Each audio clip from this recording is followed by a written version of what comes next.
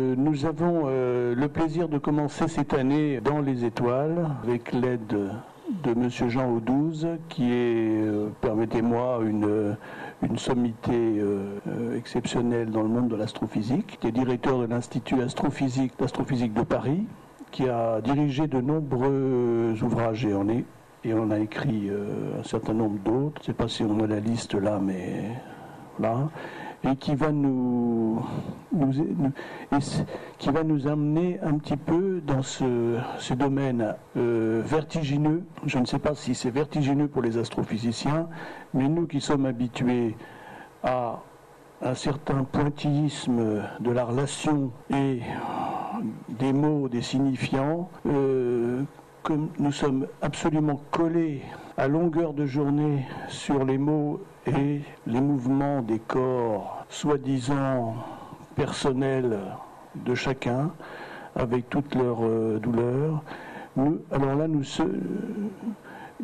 C'est une discipline qui nous emmène à la fois à l'infiniment tout petit et l'infiniment immense, que je ne sais pas comment on peut se représenter les galaxies, les milliards d'étoiles, les milliards d'années-lumière. C'est comme certaines fortunes, on voit pas ce que ça donne, des milliards de dollars. Mais là c'est encore plus sidérant, c'est le cas de le dire. C'est bien de ça dont il s'agit. Et c'est un peu fait partie de ce séminaire, de ces voyages pour nous décentrer, sortir du nombril de chacun, au risque, mais enfin je pense que le risque est quand même mineur, au risque du vertige. Mais je crois que c'est un mouvement salutaire. Je vous donne la parole. Bonjour à tous et à toutes et à chacun d'entre vous, et merci, cher docteur Auchan Guillardi, de m'accueillir. Je voudrais remercier aussi les grands-parents de mes deux petites filles, Elsie et Mila Epstein, donc Gérard et Daniel, qui, je crois, ont rendu le contact avec vous, qui ont donc fait ce que je suis ce matin devant vous. Alors tout de suite, mon propos est de fait de vous rassurer, de vous montrer que effectivement nous allons jongler avec des nombres assez grands, mais la première leçon que je voudrais que vous reteniez, c'est que l'univers, il commence avec nous. Nous sommes déjà dans l'univers. Comme vous le savez, j'aurai l'occasion de revenir dessus au long de mon exposé, nous sommes des poussières d'étoiles, et à ce titre, je veux dire, nous faisons partie de cet univers que je vais vous décrire. Je vais vous décrire où nous en sommes concernant sa compréhension, sachant que cette compréhension a fait des progrès considérables au cours des dernières années, en particulier grâce aux techniciens, aux observateurs, aux expérimentateurs, dont Gérard Epstein est l'un d'entre eux, puisqu'il construit des instruments pour qu'on puisse raconter ces récits, puisqu'on peut partager avec vous les récits que je vais vous présenter. Donc, la première leçon, je vais essayer de si vous avez un peu de vertige, nous sommes dans un hôpital, donc je suis là pour vous en guérir. Voilà, c'est la première chose. Et deuxièmement, je crois que l'attitude, plutôt que d'avoir peur, c'est au contraire de s'émerveiller des spectacles que je vais vous montrer, et deuxièmement de s'émerveiller que l'intelligence humaine sur laquelle vous travaillez les uns les autres, vous essayez de guérir certaines pathologies, etc., eh bien l'intelligence humaine est parvenue, il faut voir que nous sommes effectivement de taille modeste, de masse très modeste par rapport à l'ensemble de l'univers observable, et bien malgré tout, grâce à notre intelligence, notre savoir-faire, on arrive à décrire l'univers, et arriver à justement comprendre un certain nombre de choses. Donc voilà, émerveillement, pas peur, Et donc, ça va être ça un petit peu le leitmotiv de ma présentation. Alors, donc, cette présentation va se dérouler en 4 temps. La première, très courte, pour vous indiquer que, au cours de l'histoire, le concept d'univers a beaucoup évolué au cours du temps, et même, on peut dire, nous avons le même âge, Gérard et moi, et nous avons été les témoins de bouleversements absolument considérables qui se sont produits pendant, disons, au cours des dernières années. Ensuite, vous décrire effectivement ce monde, à la fois le monde microscopique, parce qu'effectivement, comme vous venez de le dire, il faut comprendre l'infiniment petit pour parvenir à décrire l'infiniment grand, et puis vous proposer une histoire, sachant que cette histoire, c'est celle d'aujourd'hui, et que demain, après-demain, eh bien les choses, comme en science, les choses changent. Vous avez certainement entendu parler la semaine dernière de l'annonce que certains neutrinos auraient une vitesse supérieure à la vitesse de la lumière. Si ce fait s'avère, disons, est confirmé, effectivement, il faudra réviser les conceptions de la physique et éventuellement, peut-être, réviser une partie de ce que je vais vous dire aujourd'hui. Ceci étant, les observations, elles s'imposent à nous, et donc on est quand même capable de voir très loin, donc de voir dans le passé de l'univers et de comprendre un certain nombre de choses. Donc, simplement un petit rappel, vous savez que le monde antique était extrêmement étriqué. Il y avait donc 2 astres qui jouaient un rôle fondamental, le Soleil, l'astre du jour, la Lune, l'astre de la nuit, des points lumineux sur une voûte céleste apparemment fixe, dans lequel un certain nombre d'objets qu'on appelait les planètes, astres errants, se déplaçaient avec des mouvements pas faciles à comprendre, et il a fallu attendre Ptolémée pour une première représentation des mouvements des planètes autour de la Terre. Donc un univers centré sur nous, et donc de taille assez modeste. Et de fait, la taille de l'univers, c'est-à-dire le fait que nous comptons en milliards d'années-lumière de distance, eh bien ça ne date que du début du XXe siècle. Il faut savoir que jusqu'à la fin du XVIIIe siècle, eh bien, XIXe siècle, pardon, eh bien, on était dans un univers assez étroit. La première évolution, vous la connaissez, c'est celle de Copernic, qui déplace le centre de l'univers du Soleil, de la Terre vers le Soleil, et qui exprime l'hypothèse, la théorie selon laquelle la Terre et les autres planètes tournent autour du Soleil. Et au début du XVIIe siècle, Kepler émet ces lois qui expriment, disons, qui décrivent la rotation des planètes autour du Soleil, qui seront les prémices de la théorie de la gravitation de Newton. Alors au XVIIIe, un certain nombre de savants, dont Emmanuel Kant, connu évidemment pour ses apports en philosophie, mais qui au début, disons, lorsqu'il était jeune, s'intéressait à l'astronomie, en particulier, a conçu que peut-être l'univers était constitué de colonies d'étoiles, qu'il appelait univéril, mais c'était simplement un concept, c'était absolument pas vérifié par l'observation. Et en fait, il faut attendre 1914, un astronome américain qui travaillait avec Hubble et quelques autres, qui s'appelait Shapley, et qui montre que le centre, en fait, le Soleil tourne lui-même autour, dans notre galaxie, la Voie lactée, je vais vous dire ce que c'est qu'une galaxie dans un moment, un assemblage d'étoiles, 150 milliards d'étoiles que vous pouvez voir dans un ciel très noir, pas à Paris bien sûr. C'est donc une espèce de bande lumineuse, un peu vraiment nébuleux et qui traverse le ciel de part en part.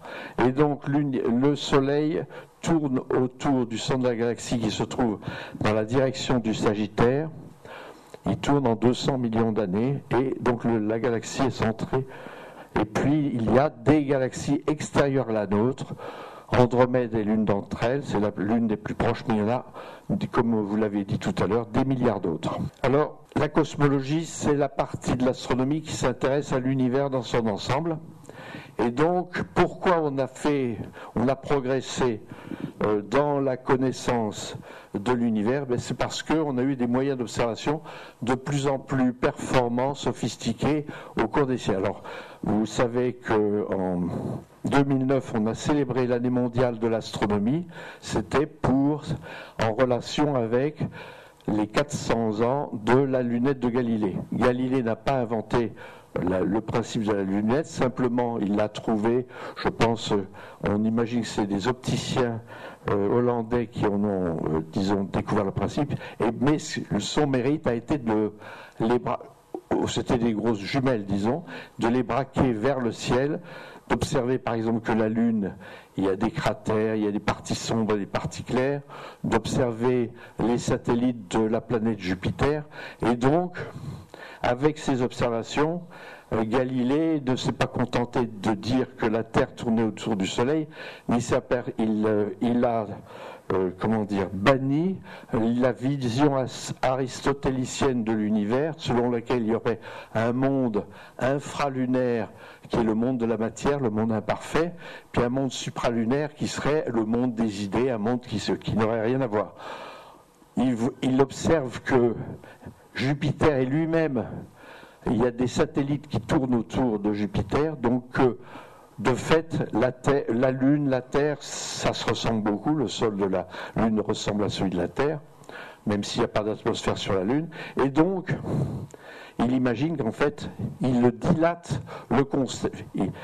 la Terre devient un objet assez semblable à ce qu'il y a à d'autres situations que l'on trouve ailleurs. Au même siècle plus tard, Cassegrain, qui est un ecclésiastique du diocèse de Chartres, et Newton ont développé le système du télescope. On remplace, si vous voulez, la lunette, la lentille objective de la lunette de Galilée par un miroir concave qui rassemble la lumière en un foyer et donc qui permet effectivement d'obtenir de bonnes images du ciel. Au XIXe siècle, on invente, c'est l'école de physique allemande, Fraunhofer, Kirchhoff, Bunsen, le Big Bunsen, eh bien ce sont ces savants qui inventent le principe de la spectrographie. C'est assez simple, c'est-à-dire on prend une lumière comme la lumière du jour, on la disperse comme dans un arc-en-ciel, et puis on a donc des lumières rouges, des lumières violettes, des lumières bleues, des lumières jaunes, et chaque lumière est la signature de l'élément qui l'absorbe ou qui l'émet. Par exemple, on parle de la lumière jaune du sodium, de la lumière bleue du mercure, de la lumière carmin de l'hydrogène, etc. Donc, on arrive, en fait, la spectrographie marque la naissance de l'astrophysique, c'est-à-dire qu'on ne considère pas seulement les mouvements des astres les uns par rapport aux autres, mais maintenant, on prend des objets, des étoiles, et on les traite, on essaye de comprendre leurs propriétés chimiques et physiques. À partir de la fin de la Deuxième Guerre mondiale, il y a beaucoup d'événements qui vont accélérer le progrès en astrophysique. D'abord, l'accès à d'autres longueurs d'onde que celles du visible. Vous savez que notre œil ne voit qu'entre de la lumière dont la longueur d'onde est comprise entre 0,4 et 0,8 microns. En dessous de 0,4 microns, on a affaire à l'ultraviolet, et au-dessus de 0,8 microns, on a affaire à l'infrarouge. Et l'ultraviolet et l'infrarouge ne sont pas accessibles par nos yeux.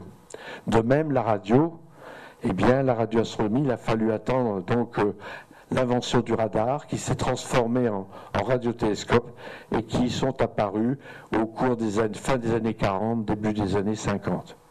Vous savez également qu'en 57, en octobre 57, les soviétiques ont envoyé dans l'espace le premier satellite artificiel, le Sputnik, et l'avantage d'un satellite, c'est qu'il se propage, il se déplace au-delà de l'atmosphère terrestre. Et l'atmosphère terrestre a une propriété, elle absorbe beaucoup, la plupart des rayonnements, en particulier l'ultraviolet, une grande partie de l'infrarouge. Elle ne laisse passer que les ondes radio et que les ondes visibles, grosso modo. Et donc, on a pu explorer l'ensemble des rayonnements électromagnétiques, les rayons X, des rayons même plus énergétiques que les rayons X, les rayons gamma, qui sont produits dans des zones très chaudes et très énergiques de l'univers, l'infrarouge, qui sont produites par des objets plus froids, et la radio, etc. Donc, on a eu accès à l'espace. Et Gérard en sait quelque chose, puisqu'il a contribué à mettre des instruments dans différents satellites, qui ont donc évolué depuis, disons, l'ère spatiale a commencé au cours des années 60, mais c'est vraiment dans les décennies 80, 90, 2000 qu'on a eu beaucoup d'instruments dans l'espace. Depuis, vous savez que, lorsque j'étais étudiant, le plus grand télescope au monde, c'était le télescope du Mont Palomar, qui avait 5 mètres de diamètre. En la fin des années 70, les soviétiques ont mis dans le Caucase un télescope de 6 mètres de diamètre, mais il a fallu attendre la fin des années 80, début des années 90 pour accéder au télescope de 10 mètres. Et on imagine dans le futur, peut-être dans 20, 30 ans, qu'on aura des télescopes dont le diamètre sera 30, 60, 100 mètres de diamètre. Alors pourquoi c'est intéressant? C'est qu'à mesure que la qualité, disons la propriété d'être sensible à des rayonnements de plus en plus ténus grandit avec la surface collectrice de l'instrument. Plus le collecteur est grand, plus il est sensible à des rayonnements très faibles. Donc on peut par exemple espérer voir soit des objets très lointains, parce que vous savez que l'éclat ou la brillance d'un objet décroît comme le carré de la distance de l'objet, ou au contraire des objets d'éther, par exemple, ou des planètes, des objets qui émettent peu de rayonnement, mais qui se trouvent être très près. Et puis on imagine d'autres détecteurs, d'autres événements aujourd'hui ou demain. Voici la lunette de Galilée, c'est une grande règle de 50 cm de longueur, d'1 cm de large, et avec ça, cet instrument, Galilée a fait progresser l'astronomie de façon absolument vertigineuse. À la fois, il devait avoir de très bons yeux, évidemment une grande intelligence, on le sait, et aussi, évidemment, il bénéficiait de ciel particulièrement pur. Aujourd'hui, l'astronomie observationnelle est menacée par la pollution lumineuse des grandes villes. Lorsque vous êtes même à la campagne, vous voyez,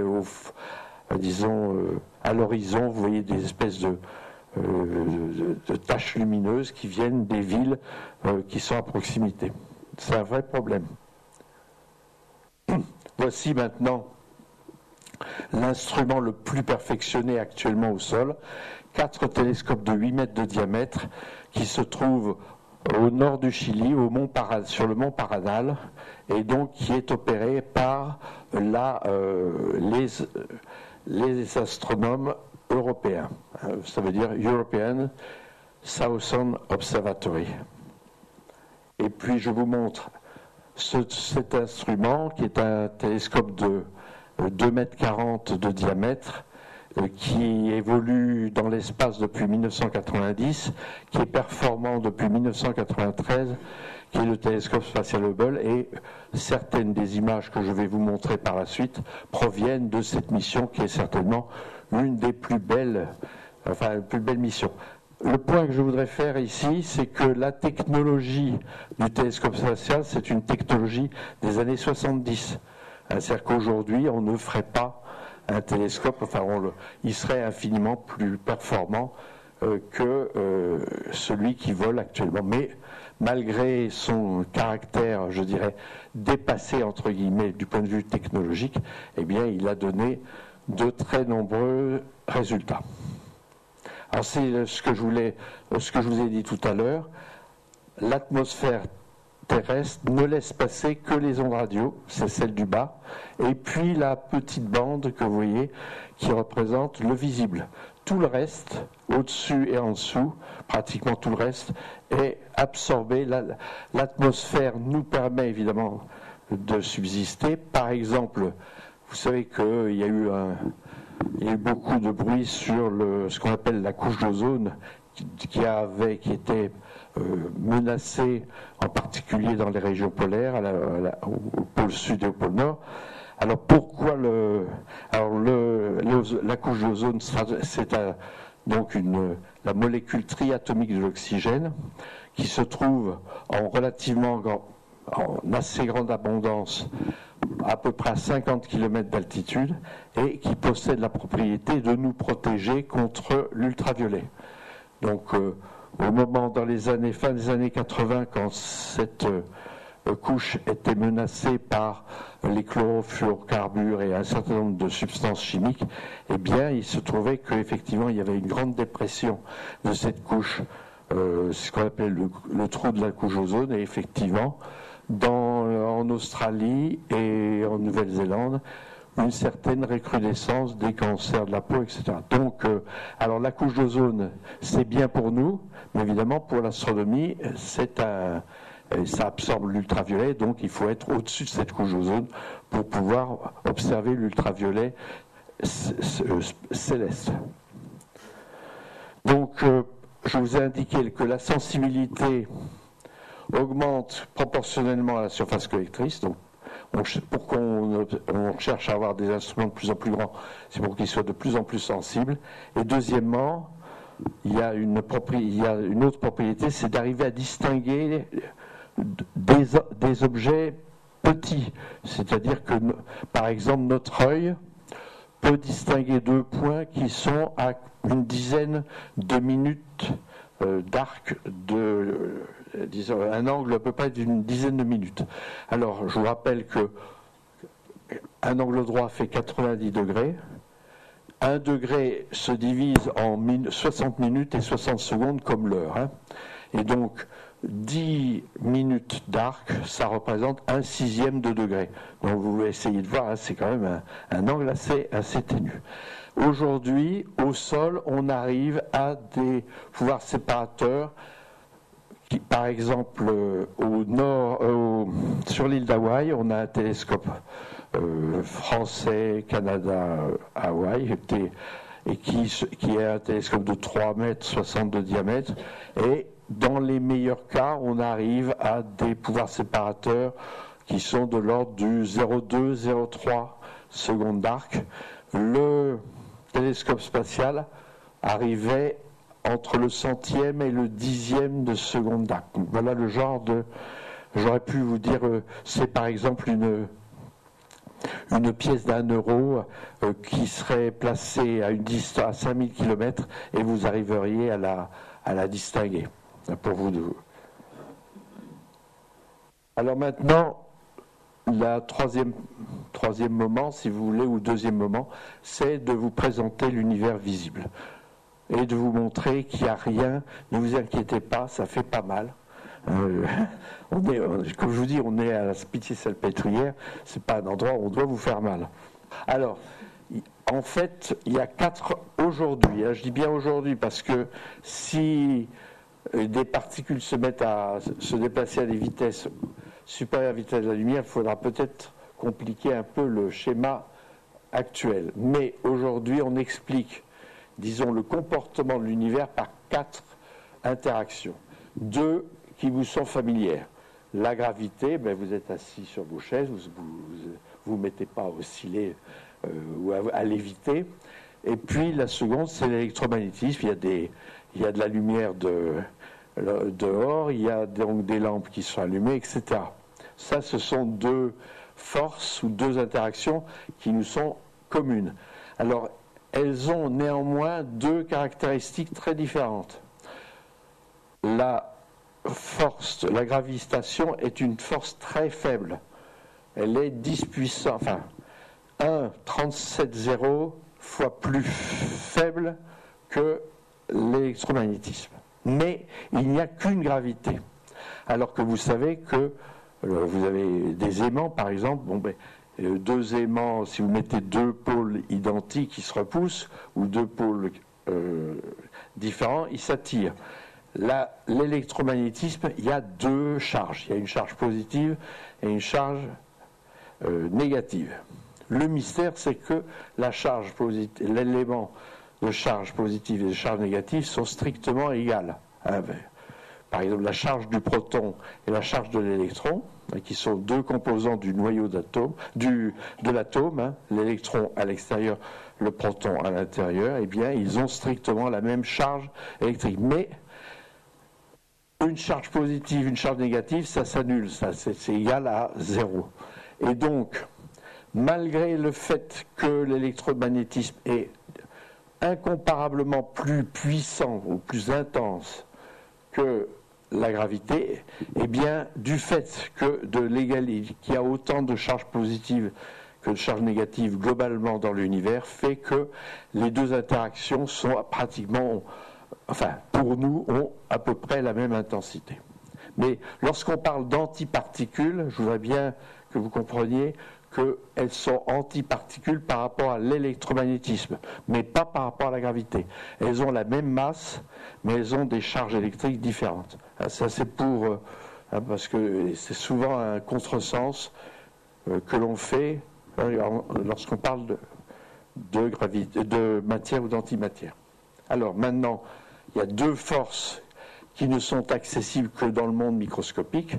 La force nucléaire forte qui assure la cohésion des noyaux d'atomes, c'est-à-dire la partie qui a la masse de l'atome, et la force faible qui sanctionne le fait que dans certains cas, un proton peut se transformer en neutron ou un neutron se transformer en proton. C'est ce qu'on appelle la radioactivité, la force faible.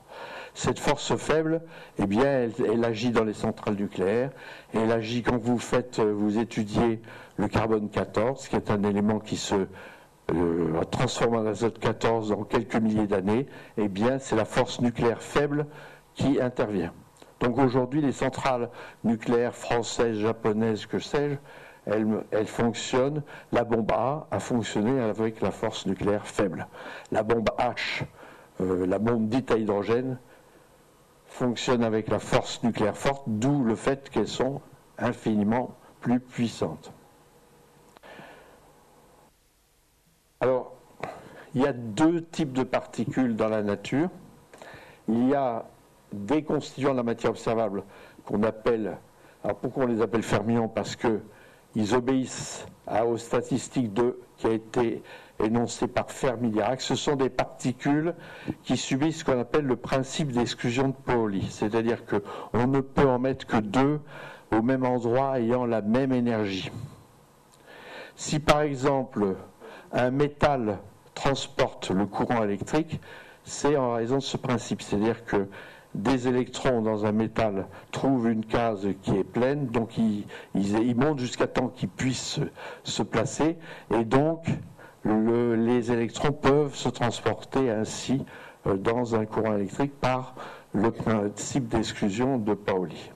Donc ce sont des particules, je dirais, célibataires, c'est-à-dire que lorsqu'elles se sont dans un certain état, elles obligent les autres à se mettre dans un autre état.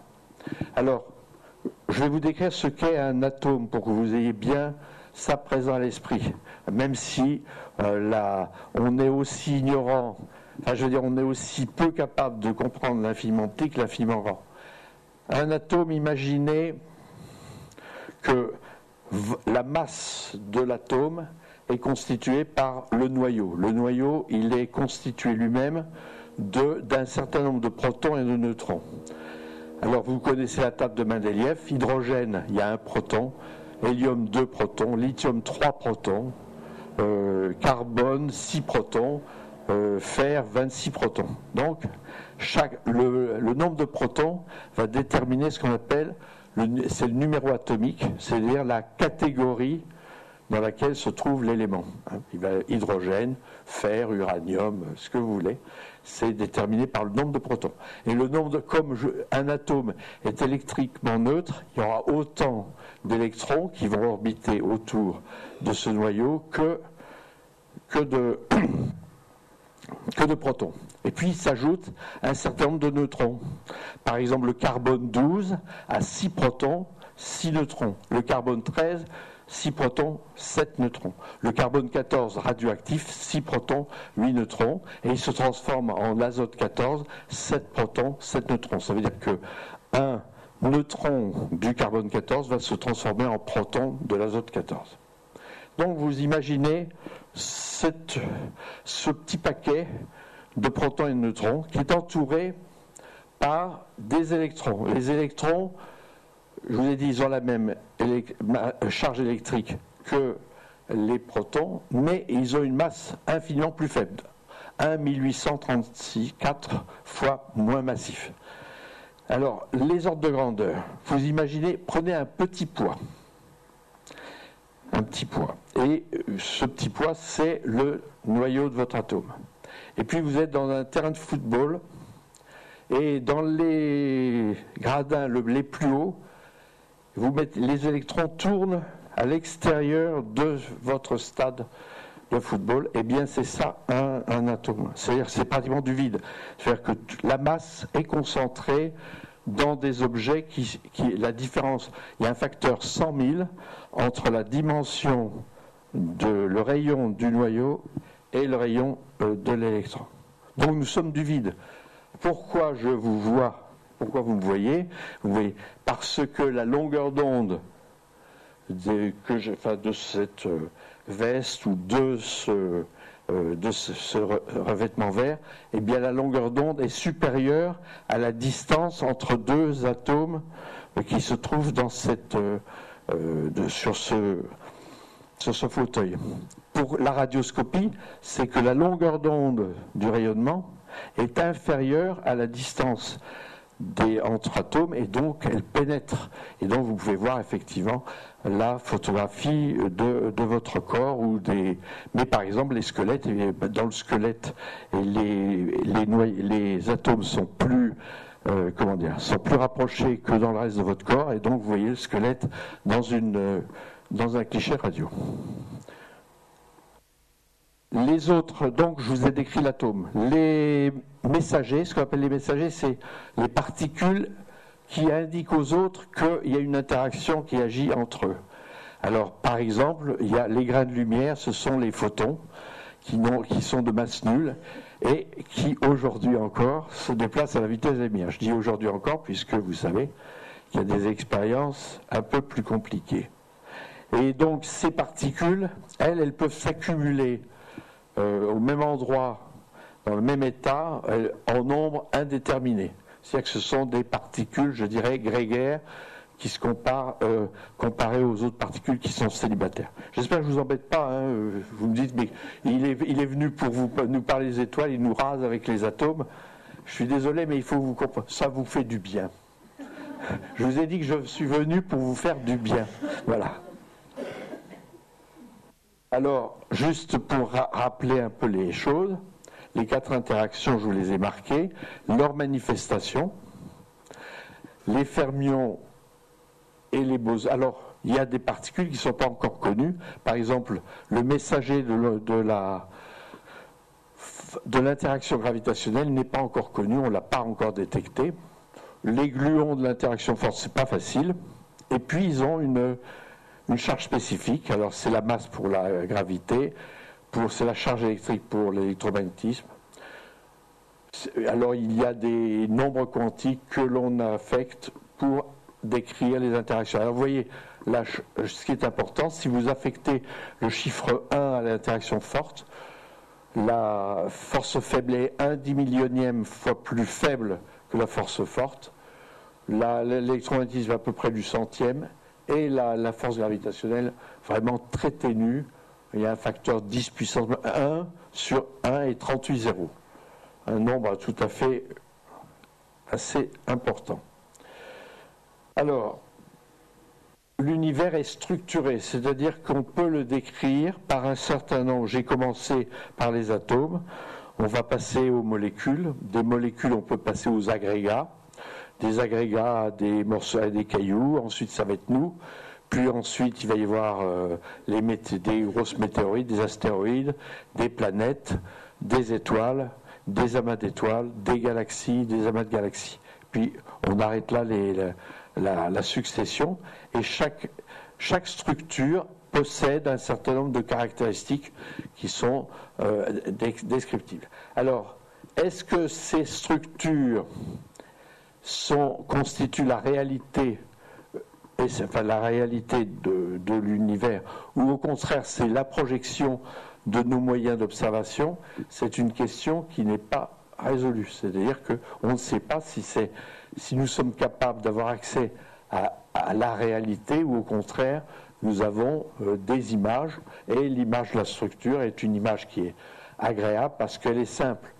Donc ça, c'est un vrai sujet de méditation auquel la science a beaucoup de mal. La science toute seule ne peut pas répondre. Et il faut savoir que la démarche scientifique, c'est une grande partie, c'est sa limitation. Chaque fois, on est limité dans nos observations, on est limité dans nos conceptions, et on progresse, si vous voulez, en déverrouillant certaines limites. Mais il y en a une limite succède une autre. C'est pourquoi la science est nécessairement un discours qui évolue avec le temps et qui demeure limité. Donc les particules élémentaires, je viens de vous en parler. Ça, c'est amusant. C'est ça ce qu'on appelle le modèle standard. C'est-à-dire qu'avec 6 quarks différents. Alors les quarks, c'est quoi? C'est les particules élémentaires qui rentrent dans la composition des protons et des neutrons. Il faut 3 quarks, 2 quarks de charge 2 tiers et un quark de charge moins 1 tiers pour former un proton. Et si un quark de charge 2 tiers se transforme en quark de charge moins 1 tiers, 2 tiers, moins 1 tiers, moins 1 tiers, 0, ça donne un neutron. Alors pourquoi les quarks ont une charge divisée par 3 ou 2 fois 2 tiers, ça reste un mystère qu'on n'explique pas aujourd'hui. Alors D, c'est pour down, up. Avec D et U, vous faites les protons et les neutrons. Avec Strange et Charm de S et C, vous faites les particules qu'on a observées dans les années 50-60, à la fois dans le rayonnement cosmique et puis dans les accélérateurs de particules comme ceux du CERN. B pour bottom et T pour top. Il faut savoir, et puis à chacune de ces familles correspond une famille d'électrons. Alors l'électron, le mu et le tau, qui ont des caractéristiques différentes.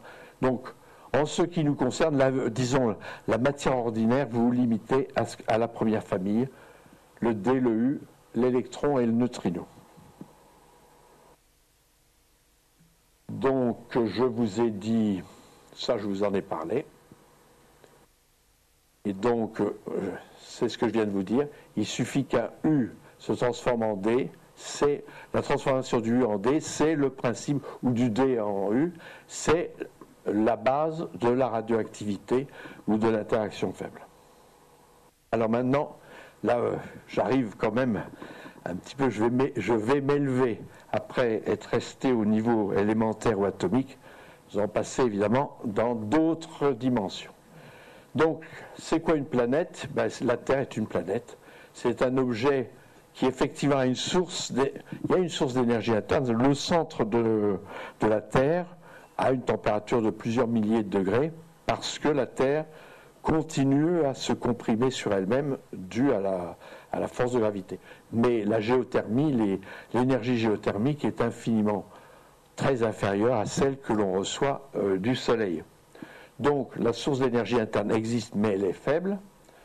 Et puis il y a donc 2 familles de planètes. Il y a des planètes qui sont dites telluriques, c'est-à-dire qui ont un sol solide, une atmosphère relativement modeste, même si elle est importante, en point de vue de la masse de la planète, et puis une taille également modeste.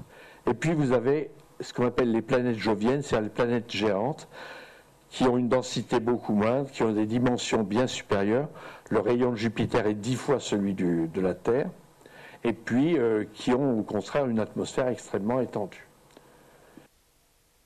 Et on peut dire qu'effectivement, la planétologie, c'est-à-dire les gens qui étudient les planètes, en particulier Vénus, Mars, qui donnent lieu à de très nombreuses missions, mais aussi Jupiter et en ce moment Saturne grâce à la sonde Cassini, eh bien, c'est un sujet extrêmement actif de l'astrophysique.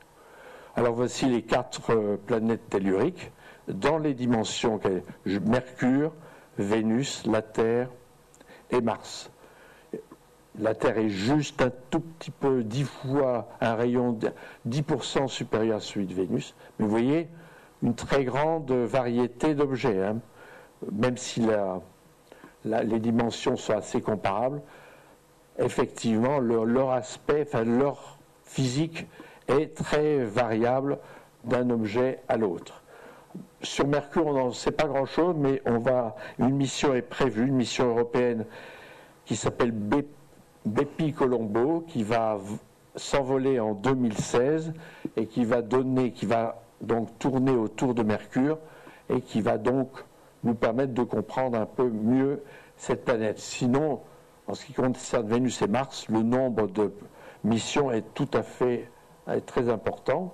Alors je vous montre, c'est issu d'un des derniers ouvrages qui date de 2010, qui s'appelle Merveilleux Cosmos, et donc vous avez cette photo d'un relief de la planète Vénus, où il fait une température très élevée, due au fait qu'il y a de nombreux nuages. L'atmosphère de Vénus a une masse 40 fois supérieure à celle de la Terre, donc ce qu'on appelle l'effet de serre, c'est-à-dire que les éléments, en particulier les éléments sulfureux qui sont présents dans les nuages, alors ils laissent pénétrer la lumière du Soleil, mais la lumière du Soleil qui s'est transformée de visible en infrarouge, eh bien elle ne peut pas sortir, le rayonnement infrarouge est capturé par ces nuages. Il faut savoir que l'effet de serre dont on parle beaucoup du réchauffement climatique, qui est dû à la fois à la vapeur d'eau, aux nuages et puis au gaz carbonique. Eh bien, heureusement qu'il existe sur Terre, parce que sinon il y aurait des températures de l'ordre de moins 50, moins 60 degrés. Et donc l'effet de serre contrôlé est un bienfait sur Terre. Ce qui est perturbant, effectivement, c'est la montée du gaz carbonique dans l'atmosphère terrestre. Bon, ça c'est un autre débat, mais peut-être vous inviterez quelqu'un là-dessus, c'est un autre sujet. Donc voici un morceau. Et puis, regardez, moi je trouve cette photo assez belle, tirée du même ouvrage, et dans lequel on voit manifestement qu'il y a eu de l'eau. L'eau a pratiquement disparu de Mars, mais on a les signes de l'érosion fluviatique, de l'érosion due à des écoulements d'eau qui ont donné naissance à ces reliefs. Voilà un morceau de la surface de Mars. Donc, si vous étiez dans un désert américain ou disons au nord du Chili, eh bien vous verriez des reliefs assez comparables. Donc, simplement, qu'est-ce que ça nous dit ? Ça nous dit que la Terre, c'est pas mystérieux, je veux dire.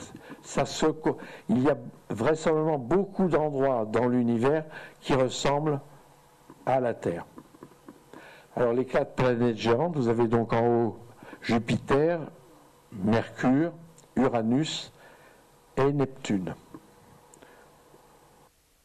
Alors, par exemple, Jupiter, qui a été vraiment commencé à être étudié par le fondateur de l'Observatoire de Paris qui s'appelait Cassini et qui avait donc noté la présence de cette tache. Vous voyez, il y a une tache en bas, au milieu et en bas, et donc qu'on appelle la grande tache rouge, qui est un cyclone semi-permanent, parce qu'on le voit depuis maintenant, on l'observe depuis 300 ans. Alors ces stries marrons sont dus au mouvement à des cyclones qui affectent la surface de Vénus. Alors ça c'est intéressant, si vous aviez on voit un petit point, on ne le voit pas même d'ici. Vous voyez un petit point ? Non, pas ce point sur la planète, un peu en dehors, enfin dans un des anneaux, il y a un petit point, mais vous êtes un peu loin, et moi aussi d'ailleurs, pour le voir. Eh bien, c'est la Terre, c'est-à-dire que la Terre est vraiment un petit point minuscule dans cette photo de Saturne. Alors Saturne, on imaginait qu'il avait 2 ou 3 anneaux jusqu'en 1979-80, et depuis 1979-1980, on sait qu'il y a des milliers d'anneaux qui tournent autour de Saturne. Et la présence d'anneaux n'est pas une propriété uniquement pour Saturne, mais il y a des anneaux beaucoup plus ténus qui tournent autour de Jupiter, Uranus et Neptune. Je vous montre un des satellites de Saturne qui a une taille, son rayon est de 500 km, c'est à la distance Paris-Lyon, Paris-Bordeaux, et il y a des geysers, ces taches. C'est donc de l'eau qui est vaporisée par des geysers à la surface d'Encelade, qui est l'une des lunes de Saturne. À côté des planètes, il y a ce qu'on appelle des astéroïdes qui se trouvent entre Mars et Jupiter. Et puis il y a des comètes qui proviennent de ce qu'on appelle le nuage de Oort, qui tournent à une distance d'à peu près une année-lumière autour du Soleil. Et vous avez ces objets. Alors, la dimension ce qu'on appelle le noyau cométaire est 5, 10, celle-là était plus grosse. Elle a 60 km, parce qu'elle était vraiment extrêmement lumineuse. Vous l'avez peut-être vue en 1996, en début de nuit, dans la direction du nord. Donc, on l'a vue en France. Cette comète, elle possède le nom des gens qui l'ont observée, qui ont annoncé son observation pour la première fois. Puis vous avez 2 queues de particules, une queue droite, ce sont des particules ionisées, ce qu'on appelle donc qui ont perdu des électrons, et puis une queue un peu courbée qui est faite de matière neutre. Alors je vous annonce, en 2014, il y a une sonde qui est partie en 2004, qui a fait un voyage de 10 ans dans le système solaire et qui va se poser sur le noyau d'une comète pour essayer d'en mesurer, de déterminer la nature chimique du noyau d'une comète. Pourquoi ça ? Je vous dis pourquoi, parce que vous savez qu'on va essayer de la même façon de ramener de Mars des échantillons pour les analyser. L'idée, c'est d'essayer de savoir si des molécules vivantes, il y en a que sur Terre, ou s'il y en a dans des noyaux cométaires ou sur Mars. Dans le premier cas, ça voudrait dire que la vie est apparue sur Terre par une séquence de processus physico-chimiques qui se sont produits in situ, ou bien, dans le cas contraire, ça voudrait dire qu'il y a des germes de vie un peu partout, et puis qui se développent s'il y a les bonnes conditions de température, de densité, etc. Et donc on ne sait pas aujourd'hui décider entre ces deux hypothèses. Les étoiles, donc le Soleil, c'est l'archétype des étoiles. Voilà, son rayon est de 500 000 km. Alors je vais reprendre une analogie que j'emprunte à un de mes collègues qui s'appelle Alfred Vidal-Madjar. Donc imaginez que le Soleil est un pamplemousse de 7 cm de rayon, donc un gros pamplemousse. À 15 mètres de ce pamplemousse, il y a une tête d'épingle, et c'est la Terre. Donc la Terre, dans cette analogie, le pamplemousse a 7 cm, à 15 mètres vous avez et puis à 0,4 cm, il y a un grain de poussière qui tourne autour, c'est la Lune. Et puis vous allez trouver à 25 mètres, vous allez trouver une autre tête d'épingle, ça Mars. À une cinquantaine de mètres, vous allez trouver Jupiter. l'étoile la plus proche, c'est-à-dire Proxima du Centaure, elle se trouve dans cette image à 5000 km. C'est-à-dire que vous avez donc un pamplemousse isolé, et il faut aller pour trouver la suivante, il faut aller à Los Angeles pour trouver un autre pamplemousse, avec éventuellement des grains de poussière qui orbitent, ou des têtes d'épingle qui orbitent autour. La Jupiter, dans cette image, serait une cerise, qui aurait donc à peu près 1,4 cm de diamètre. Voilà. Donc c'est pour vous montrer que les distances entre étoiles sont absolument énormes.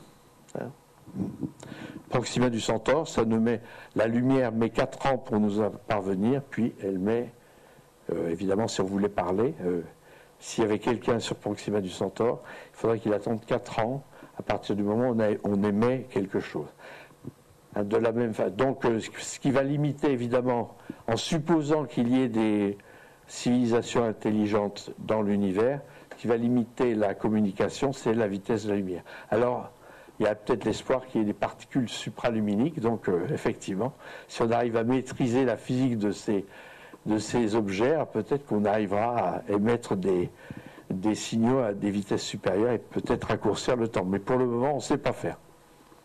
Alors, une étoile, qu'est-ce qu'on mesure? On mesure sa brillance, il y a des points plus brillants que d'autres, puis on mesure on voit leur couleur. Il y a des étoiles qui sont jaunes, des étoiles rouges, des étoiles bleues, et ce sont les deux grandeurs auxquelles on a accès. Et avec ces deux grandeurs, au début du XXe siècle, il y a deux astrophysiciens, un Américain, Russell, et un Norvégien, un Danois, Hertzsprung, qui ont inventé un diagramme qui permet de comprendre l'évolution des étoiles. Par exemple, les gens me disent, comment savez-vous que dans 5 milliards d'années, le Soleil va se mettre à grandir et puis la Terre va disparaître, et 1 milliard d'années après, eh bien là, je vais vous montrer ce que sera le Soleil, une nébuleuse planétaire. Comment vous le savez? Eh bien, on le sait justement en travaillant sur ces diagrammes évolutifs. On n'a pas d'expérience en astronomie, on ne fait qu'observer, on ne peut pas agir, on ne peut pas faire d'expérience comme les physiciens ou les chimistes. En revanche, on a un nombre infini d'objets à considérer, et donc, par des méthodes statistiques, on parvient à prédire l'évolution du Soleil ou du système solaire ou l'évolution d'une autre étoile. Voilà le Soleil, c'est une photon de rayon X, ça c'est l'étoile la plus brillante de la constellation d'Orion qui se trouve le plus haut, disons, et à gauche, et qui a été résolue par, qu'on appelle Bételgeuse, qui est donc une étoile supergéante rouge.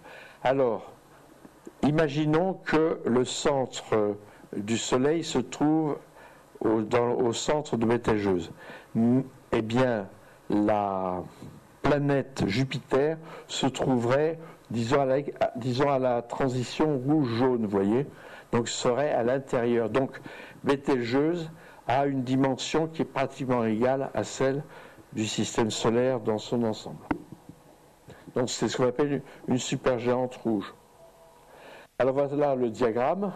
On porte en abscisse la température ou la couleur, les étoiles rouges à droite, les étoiles bleues à gauche, les étoiles jaunes au milieu, donc qui oscillent entre 2000 à 50 000 degrés, et puis la luminosité, les étoiles les moins lumineuses en bas, les étoiles les plus lumineuses en haut.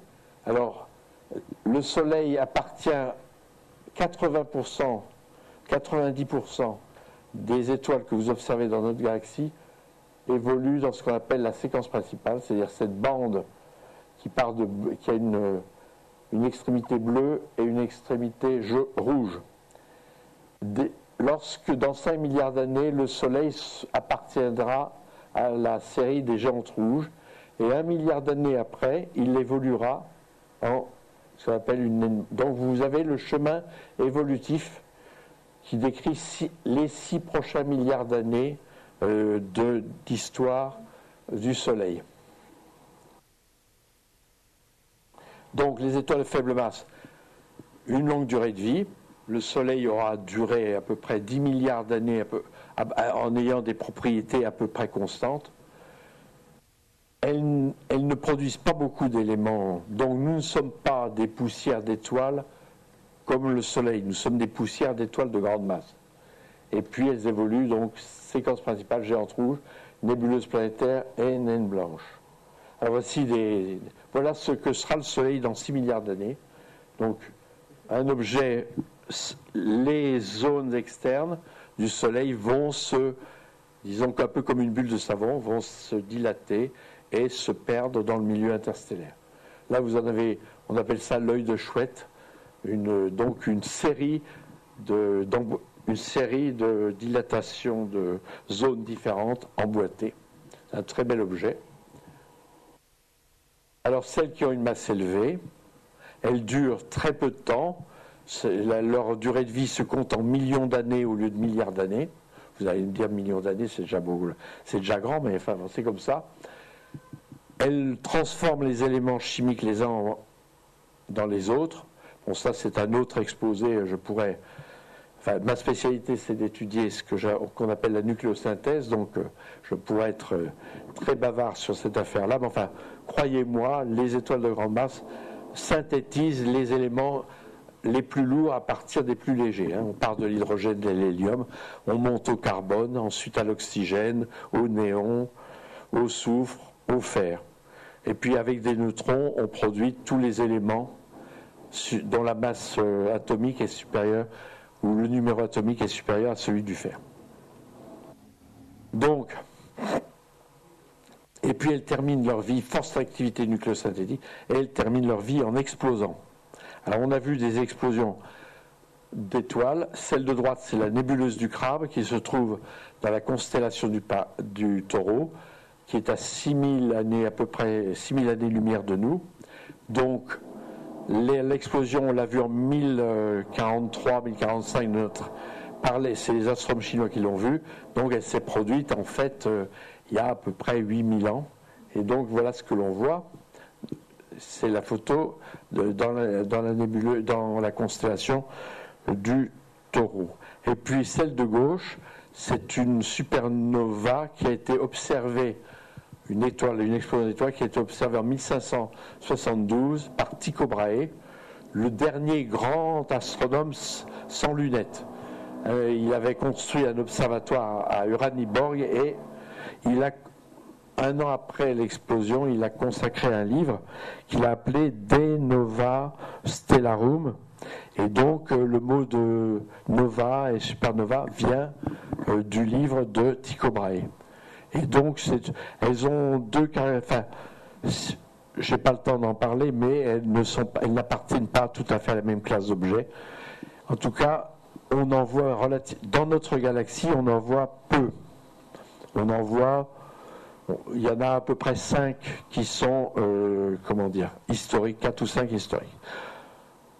Par bonheur, le 24 février 1987, une étoile a explosé dans le grand nuage de Magellan, qui est si vous êtes allé à La Réunion ou dans l'hémisphère sud, on voit les deux petites galaxies satellites de la nôtre qu'on appelle les nuages de Magellan. Et là, le grand nuage de Magellan, à l'intérieur de ce nuage, une supergéante on a vu son explosion qui évidemment a eu lieu il y a 170 000 ans, puisque la distance entre nous et le grand nuage de Magellan, c'est 170 000 années-lumière. Alors les étoiles constituent souvent des amas. Il y a des amas qui se trouvent dans notre galaxie, c'est une sorte d'assiette renflée au milieu, on appelle cette assiette le disque, et dans ce disque, il y a donc des amas de taille assez modeste, quelques milliers, quelques 10 milliers, en tout cas moins de 100 000 étoiles qui forment ce qu'on appelle les amas galactiques. Ces amas sont généralement jeunes, c'est-à-dire qu'ils ont un âge inférieur à celui du Soleil, qui est de l'âge du Soleil, du système solaire, de la Terre, c'est 4,5 milliards d'années. Et puis vous avez 200 amas globulaires, des concentrations d'étoiles. Ces 200 amas globulaires tournent, donc forment un nuage qui est... Pourquoi on a placé le centre de notre galaxie au Sagittaire? C'est pour rendre ces distributions homogènes et isotropes. Et donc, c'est isotrope par rapport au Sagittaire, et c'est constitué de plusieurs millions d'étoiles, mais qui ont à peu près l'âge de l'univers.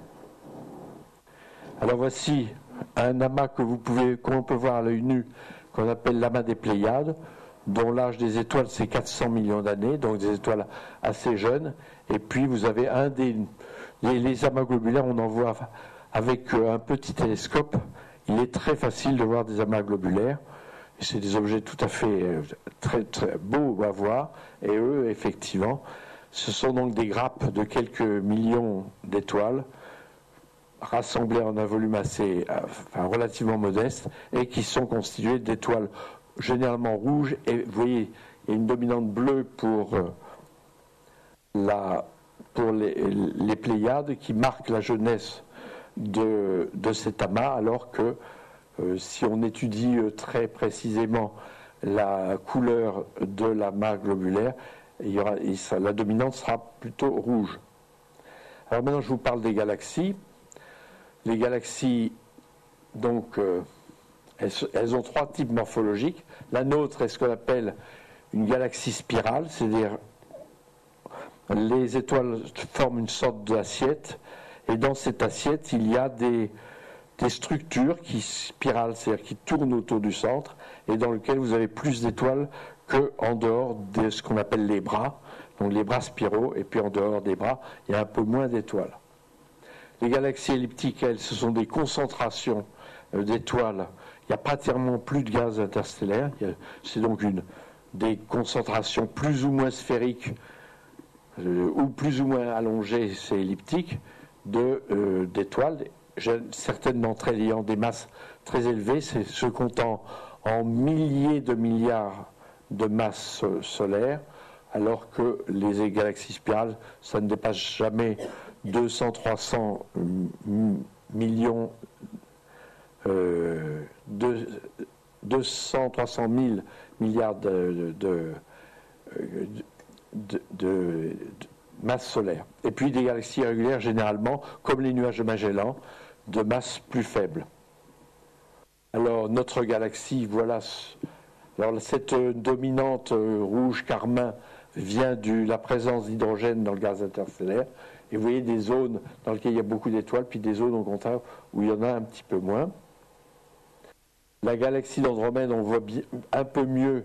Donc un astronome qui se trouve dans la galaxie d'Andromède voit notre galaxie à peu près de cette façon. Ce sont deux sœurs jumelles qui sont à une distance d'à peu près 2 millions d'années-lumière l'une de l'autre et qui donnent cette structure en bras spiraux.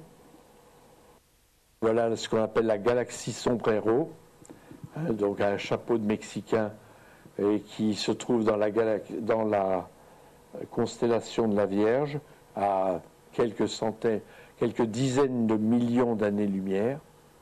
Et puis donc là je vous ai rassemblé quelques photos. Donc vous avez en haut à droite ce qu'on appelle une galaxie spirale barrée, c'est-à-dire que les deux bras ne partent pas du centre, mais partent de l'extérieur d'une sorte de barre.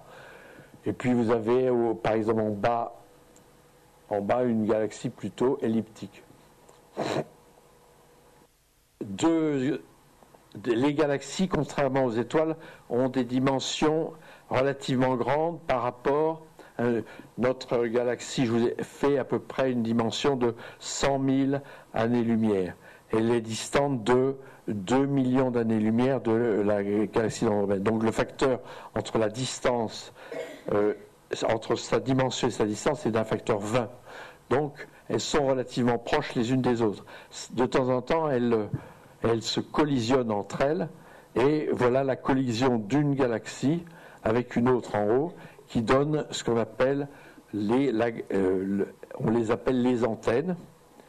Et puis voilà ce qui se passera dans plusieurs centaines de milliards d'années lorsque, pour le moment, je vais vous dire dans un instant que globalement les galaxies s'éloignent les unes par rapport aux autres, sauf celles qui ont une interaction gravitationnelle comme la galaxie d'Andromède et la nôtre. Et elles se rapprochent doucement, 50 km par seconde, année après année, et donc un jour elles rentreront en collision et ça donnera c'est-à-dire que les étoiles de l'une et de l'autre vont subir des interactions gravitationnelles les unes par rapport aux autres et vont un peu se mélanger.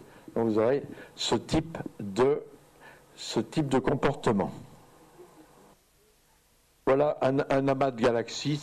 Sur ce cliché, il y a des milliers de milliards d'étoiles. Enfin bon, je vous laisse, sachant qu'il y a 150 000 milliards d'étoiles chaque fois par tâche. Donc on peut imaginer les nombres d'étoiles sur ce cliché est considérable. Alors je passe vite là-dessus parce que simplement Einstein démontre que la présence de matière courbe tout, y compris la lumière. Et il y a ce concept de l'antigravitationnel. Et effectivement, on observe des objets, c'est-à-dire que c'est la présence de matière courbant la lumière génère des phénomènes de diffraction, et voilà un phénomène de diffraction observé dans le ciel qu'on appelle la croix d'Einstein. Puis en voilà une autre, vous voyez un pourtour, donc ce qu'on appelle des mirages gravitationnels. Et à l'Institut d'astrophysique de Paris, un collègue qui s'appelle Yannick Mélier est devenu le grand spécialiste de l'étude de la morphologie de ces objets et de ce que l'on peut en tirer. C'est-à-dire que les effets optiques sont induits par de la matière qui est invisible optiquement. Alors, je vais maintenant vous parler de la théorie du Big Bang, qui a il y a deux promoteurs. Un promoteur, je dirais, assez théorique. C'est donc un ecclésiastique belge qui était professeur d'astrophysique à l'Université libre de Louvain, et donc qui a émis l'hypothèse d'un univers, disons, de taille très modeste au début et qui s'est mis à se dilater. Alors il l'appelait pas le Big Bang, le mot Big Bang est venu d'un adversaire de cette théorie qui s'appelait Fred Hoyle dans les années 50. Il appelait ça l'œuf primitif et il a émis sa théorie à la fin des années 1920, 1928, 29, 30. Et puis cette théorie a été reprise par un physicien nucléaire d'origine russe, mais qui a émigré aux États-Unis, dont vous avez peut-être, certains d'entre vous ont peut-être lu les livres de vulgarisation, Monsieur Tom Kim's Explore l'atome, etc. Donc c'est Georges Gamow, qui à la fin des années 1940 a repris cette théorie et a dit s'il y a eu Big Bang, eh bien l'univers devait être rempli d'un rayonnement radio très intense, et donc il a imaginé, l'une des conséquences de la théorie du Big Bang, à savoir l'existence d'un rayonnement radio qu'il n'a pas détecté lui-même.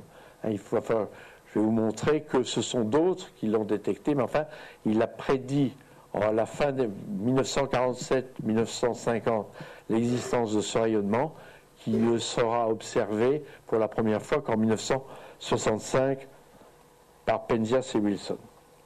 Donc ce sont eux véritablement qui sont, disons, les pères fondateurs de la théorie que je vais vous présenter maintenant.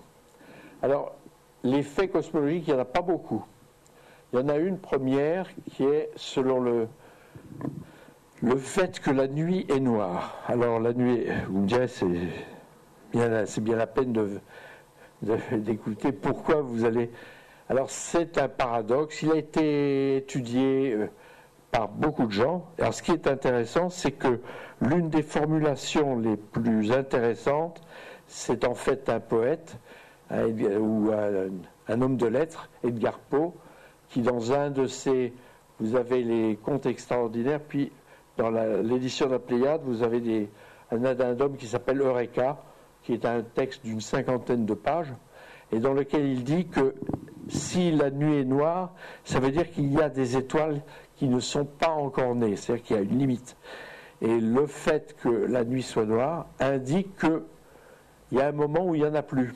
C'est-à-dire qu'il ne peut pas y avoir une séquence, disons, on ne peut pas être dans un univers où il y a partout, en tout lieu, des étoiles. Il est nécessaire que cette série s'arrête. Si elle ne s'arrêtait pas, eh bien, la luminosité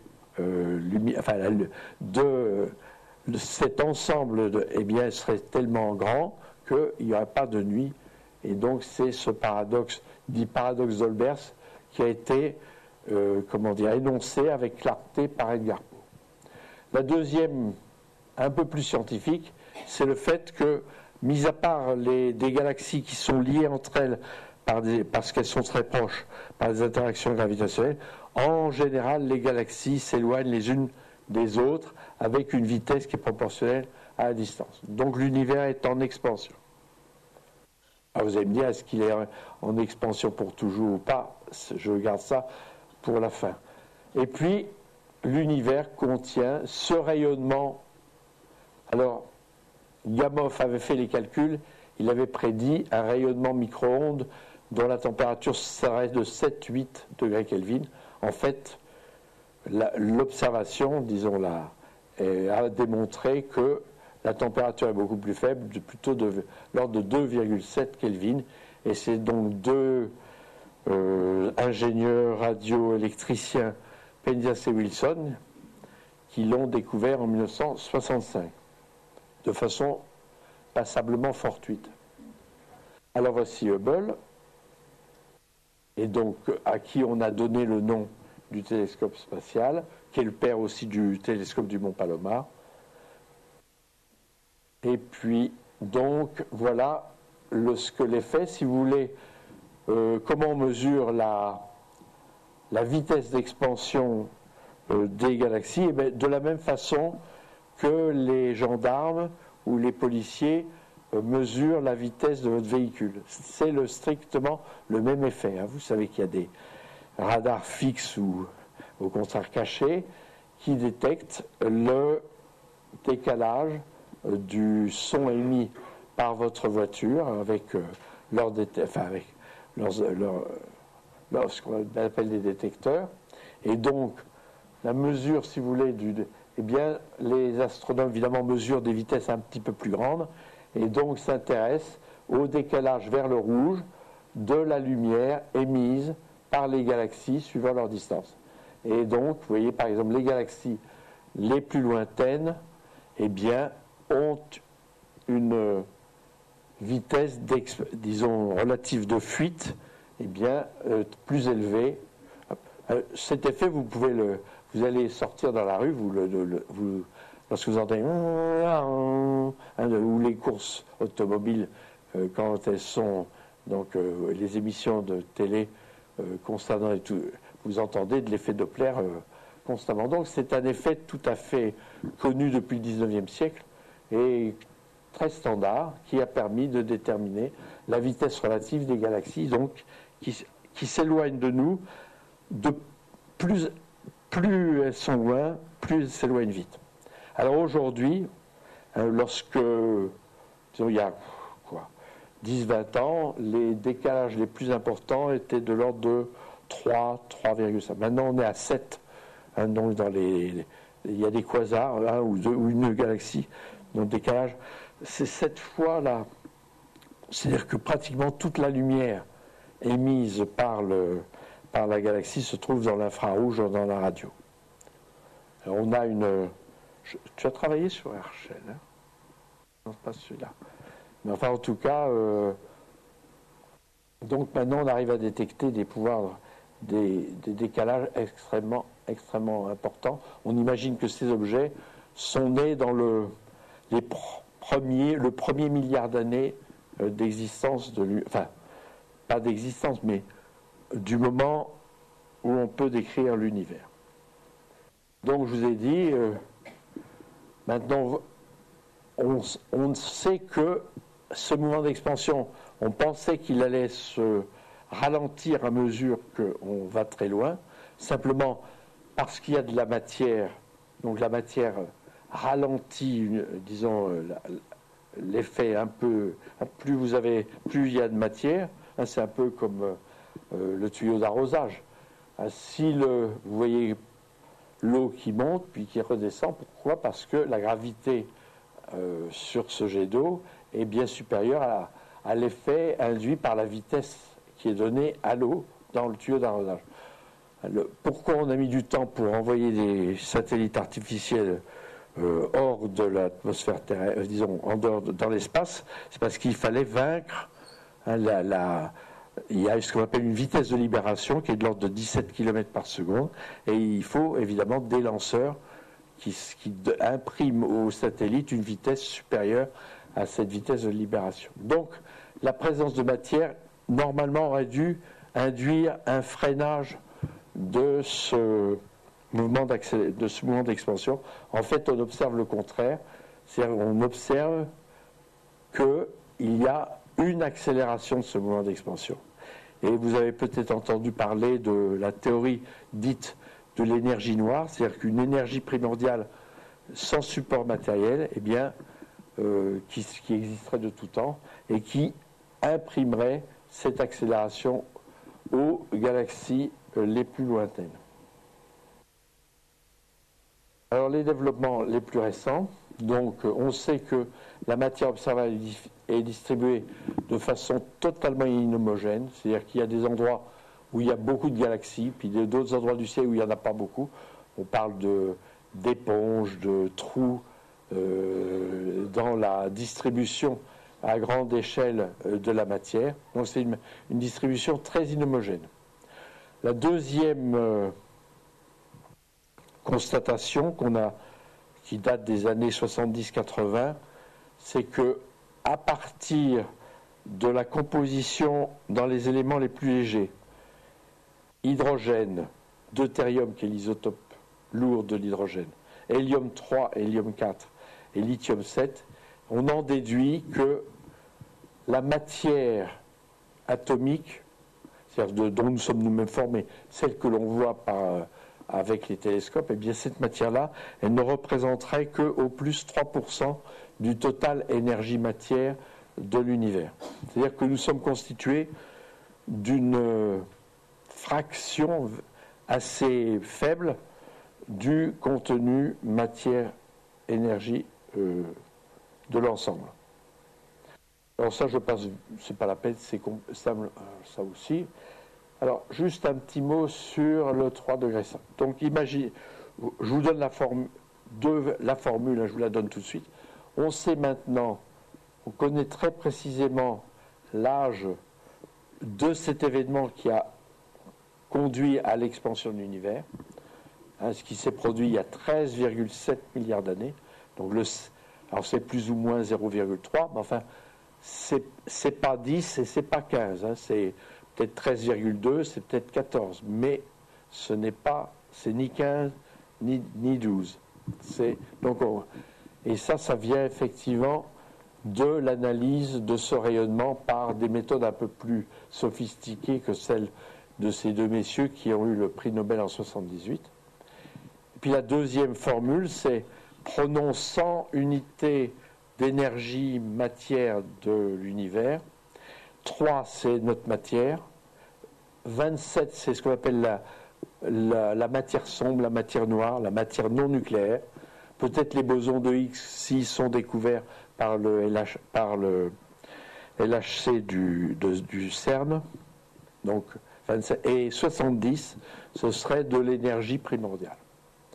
Alors, c'est avec donc cet instrument que cette antenne qui devait faciliter les communications téléphoniques entre l'Amérique et l'Europe et dont on avait assigné à ces deux messieurs le fait de la calibrer.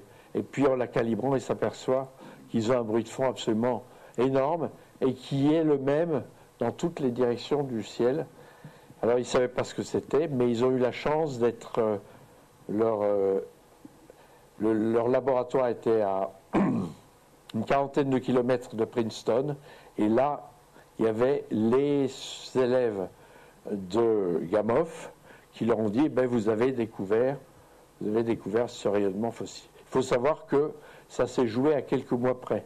S'ils n'avaient pas fait cette expérience, ça aurait été peut-être un an après, mais les gens de Princeton étaient sur le chemin pour découvrir ce rayonnement. Simplement, ces deux ingénieurs ont eu de la chance et ont été récompensés par le Nobel. Donc voilà le rayonnement cosmologique. Alors, ce qui est intéressant, les physiciens savent que cette forme, disons, de l'intensité du rayonnement en fonction de la fréquence signe ce que l'on appelle un corps noir. Alors, la ligne, les points sont les points d'observation, avec la barre d'erreur, c'est la taille des ronds, et puis la ligne en pointillé est un corps celle correspondant à un corps noir. Ce qu'on appelle un corps noir, c'est un corps qui est en équilibre thermique parfait avec le reste. C'est-à-dire que, comment dire ça, il n'y a pas de poche plus chaude ou moins chaude, il y a vraiment la chaleur, c'est bien distribué dans toutes les longueurs d'onde et correspond bien à une température. Même, vous voyez, il y a 4 chiffres significatifs à 2,726 degrés Kelvin, presque 200. Donc on donne 4 chiffres significatifs pour donner, et vous voyez qu'elle passe parfaitement par les points expérimentaux. Donc, ce que l'on peut dire, c'est que l'univers est en équilibre thermique parfait, mais à une température évidemment très faible, qui vient du fait que l'expansion s'est produite il y a malgré tout assez longtemps. Alors les anisotropies, au départ je vous ai dit que dans toutes les directions du ciel, l'intensité du rayonnement semblait être la même. Et puis il faut attendre 1992 pour s'apercevoir qu'il y a une légère anisotropie, mais la résolution est très très médiocre. Je vous ai parlé que notre œil peut détecter 10 minutes, comme le satellite WMAP. À l'époque, la résolution, je vais vous montrer la photo, était extrêmement, donc on ne peut pas dire grand-chose.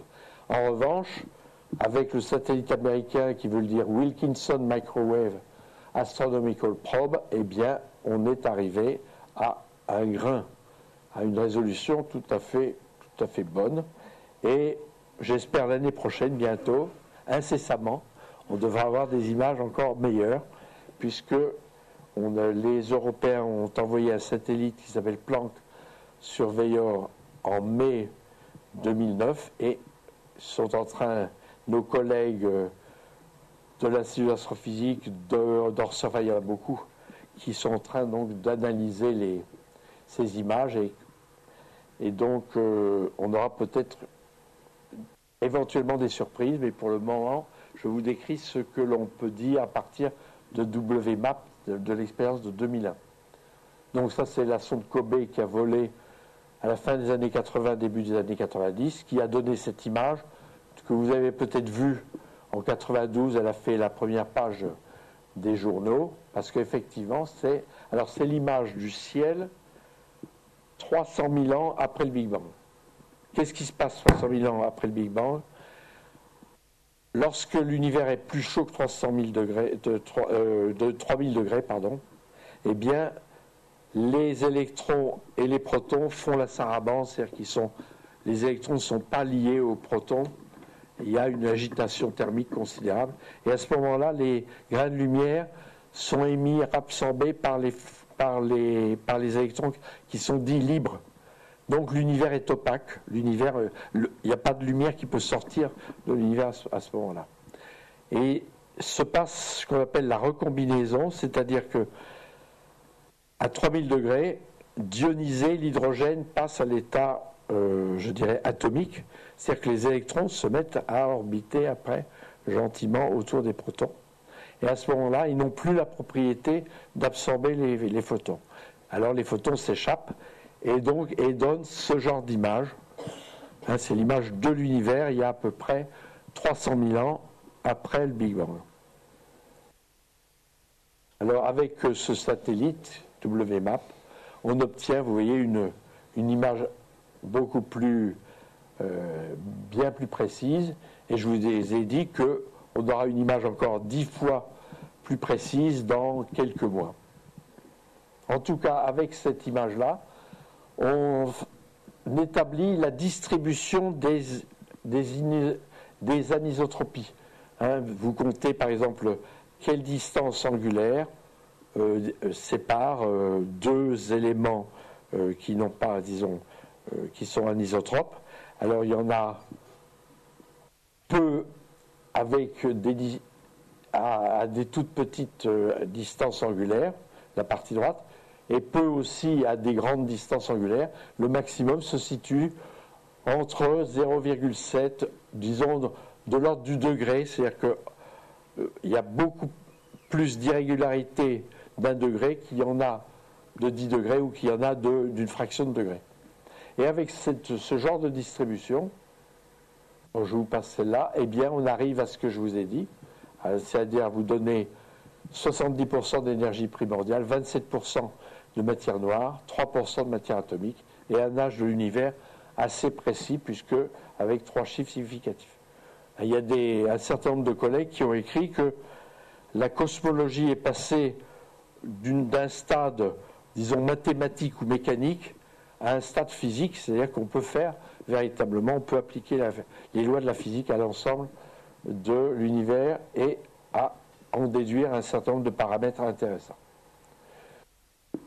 Alors, je vous ai promis la brève histoire de l'univers. Elle est assez simple de fait. Hein. C'est un peu comme les différentes ères géologiques de la Terre. La différence étant que pour la Terre, les ères primitives durent très longtemps et les ères plus récentes durent moins longtemps. Pour l'univers, c'est l'inverse. Les ères primitives durent très très peu de temps. 1 seconde pour la première, 3 minutes pour la seconde, 300 000 ans pour la troisième, et puis maintenant, disons, vous voyez, pratiquement 13 milliards d'années pour la dernière.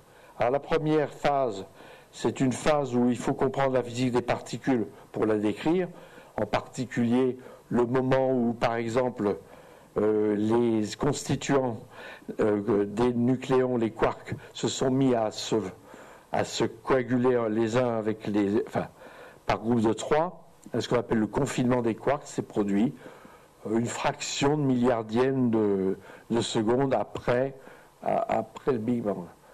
Il y avait des électrons de charge positive qu'on appelle les positons. Ils ont disparu assez vite également dans cette seconde. Donc c'est ce qu'on appelle l'ère particulière qui est décrite par la physique des particules. La physique nucléaire vous permet de comprendre les 3 premières minutes, les 100, 120, 100, 200 secondes après le Big Bang et qui préside à la formation de deutérium, hélium et lithium, et puis l'ère au cours de laquelle l'univers était opaque, eh bien, a duré 300 000 ans, et puis maintenant nous sommes dans l'ère stellaire. Bon, je passe ça. Voilà, si vous voulez, un schéma qui vous donne un petit peu. Il y a eu un Big Bang et puis une série de phases. Alors, si vous me posez la question qu'est-ce qu'il y avait avant le Big Bang, je vous répondrai pendant les questions. Ça démontrera si oui ou non ça vous a intéressé. Donc ça, je garde pour les questions et je termine en vous disant où nous en sommes. Donc, on espère que les expériences du LHC vont peut-être déterminer la particule composante. Pour le moment, on ne sait pas, on ne connaît pas les particules qui formeraient la matière noire, même si cette matière est très abondante. On n'a aucun moyen, c'est très difficile. Enfin, elle n'a que l'interaction gravitationnelle avec nous. Donc, on réagit très très peu et donc c'est difficile à les mesurer. On va aussi détecter plus ou moins vite des ondes gravitationnelles qui se produisent lorsque des corps, vous savez, il y a des phénomènes cataclysmiques dans l'histoire de l'univers, formation de trous noirs, formation d'étoiles à neutrons, que sais-je, eh bien on espère déterminer leurs caractéristiques dans les années qui viennent avec une nouvelle astronomie qui est l'astronomie gravitationnelle. Alors, ce schéma il dit un petit peu la chose suivante, c'est une sorte de serpent qui se mord la queue, et la queue, c'est représenté par la physique des particules. Nous sommes au milieu du serpent, et puis la tête du serpent, c'est les structures à grande, c'est-à-dire les amas de galaxies, les galaxies, etc. Et là, ce que dit ce serpent, c'est que pour comprendre les galaxies, eh bien, il faut maîtriser la physique des particules. Voici le satellite qui a volé, qui a été mis sur orbite le 14 mai 2009. Et puis, donc, voilà la conclusion. La première conclusion, c'est effectivement la cosmologie a fait des grands progrès. J'espère vous en avoir convaincu. Ces progrès ne sont pas dus au fait que nous sommes plus intelligents que nos prédécesseurs, mais que nous avons des bons outils. Et les outils qui vont continuer à se perfectionner au cours des années, que les découvertes se produisent à un rythme assez rapide.